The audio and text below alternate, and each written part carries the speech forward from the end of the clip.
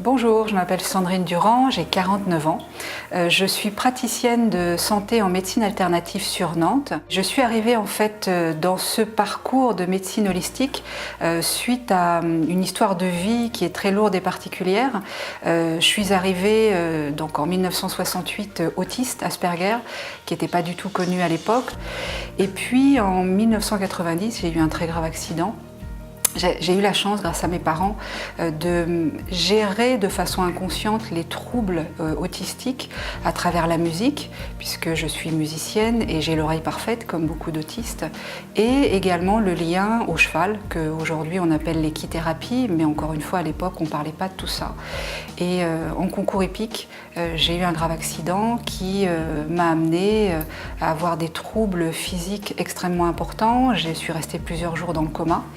Et à cette époque, j'ai fait ce qu'on appelle aujourd'hui aussi une expérience de mort imminente.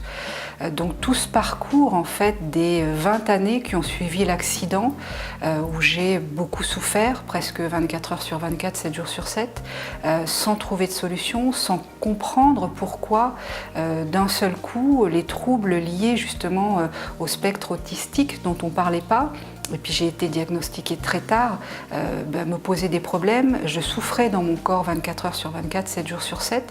Donc ce parcours en fait d'errance thérapeutique et de recherche qui a été sans fin m'a amenée dans les années 2000 à rencontrer la médecine alternative, au départ avec la réflexologie plantaire et des disciplines énergétiques diverses et variées, à l'étranger lors d'une cure.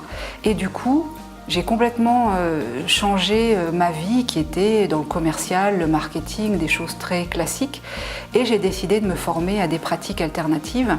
Je suis devenue réflexologue, j'ai été dans les années début 2000 une des premières réflexologues en France, et comme tout bon autiste qui se respecte, dans ma surdouance et dans le fait de toujours chercher en fait à progresser, à aller encore un peu plus loin, à faire que le travail que l'on fait soit potentialisé, je suis tout de suite sortie des rails. Donc la réflexologie plantaire que je proposais était atypique. Et malgré tout ce que je faisais sur moi, encore à mon niveau, à moi physiquement, la souffrance perdurait. Les déformations posturales physiques que j'avais perduraient. Donc j'ai continué à chercher encore et encore parce que tout ce que je faisais, même dans la médecine alternative, ne m'apportait pas de réponse. Ça me soulageait, mais ça ne tenait pas dans le temps.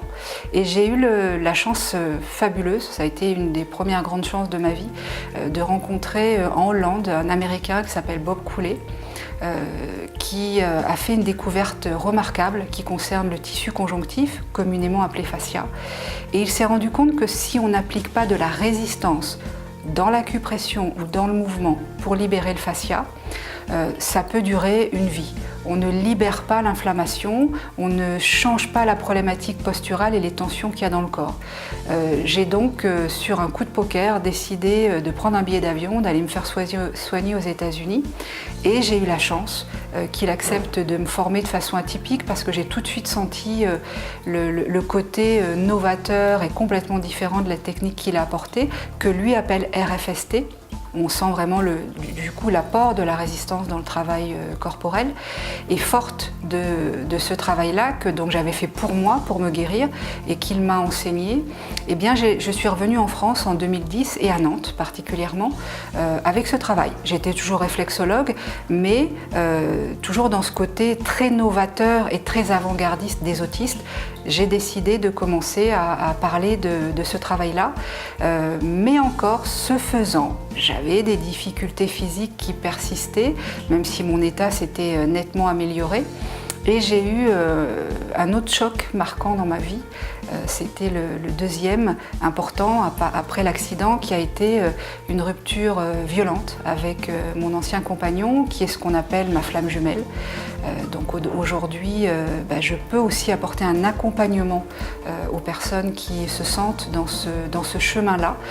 Donc mon binôme, a malheureusement subi beaucoup de pression de la part de sa famille et notamment de la manipulation et de la perversion narcissique. Donc il y a eu une rupture violente qui a effectivement généré chez moi énormément de traumatismes, à la fois en termes de douleurs physiques qui se sont réveillées et effectivement de troubles psychiques. Et là encore, pour une deuxième fois, j'ai eu la chance par une amie d'enfance de rencontrer dans les Alpes une guérisseuse qui s'appelle Gisèle, qui a complètement bouleversé ma vie, puisque d'abord elle m'a soignée, là purement énergétiquement, et elle m'a transmis son don, qu'elle appelle le canal d'énergie. Et à ma grande surprise, quand je suis revenue et que j'ai commencé en fait à utiliser le canal d'énergie avec ce que je connaissais du RFST et de tout un tas d'autres techniques, je me suis rendu compte que si j'alchimisais ces différentes méthodes d'une certaine façon, la recette était démultipliée, le potentiel au niveau des résultats du travail était remarquable et surtout je pouvais répondre oui à tout le monde, que ce soit un enfant, une personne gravement malade en termes de mobilité, des pathologies inflammatoires graves. Ça s'adaptait absolument à tout le monde et les résultats étaient décuplés. J'ai donc petit à petit créé une technique qui s'appelle la MLTC, méthode de libération du tissu conjonctif, que je propose maintenant sur Nantes. Mon accompagnement en fait est très vaste.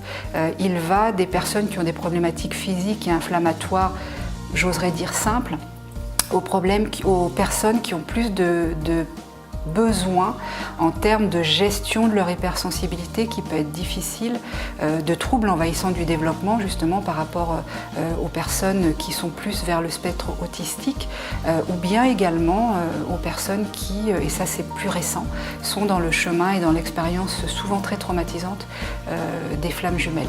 Donc j'essaye dans ce que je propose aux gens d'être dans l'écoute, dans la bienveillance. J'ai cette chance et cette capacité que je pense j'ai aussi beaucoup apprise de Bob et de Gisèle. Une caractéristique qui représente les autistes, c'est qu'on a une capacité à apprendre de l'autre et à copier sur l'autre, assez remarquable. Et c'est vrai que ce qu'on appelle le biomimétisme dans la nature, c'est quelque chose d'assez inné pour moi. Donc le temps que j'ai passé avec Bob et avec Gisèle, j'ai absorbé énormément de leur façon d'être et j'ai cette chance aujourd'hui, cette capacité effectivement de voir une personne et de savoir où ça dysfonctionne physiquement ou vibratoirement.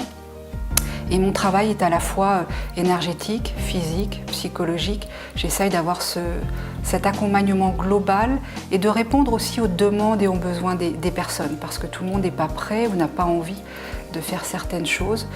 Donc c'est ce que je propose dans le centre que j'ai à Nantes.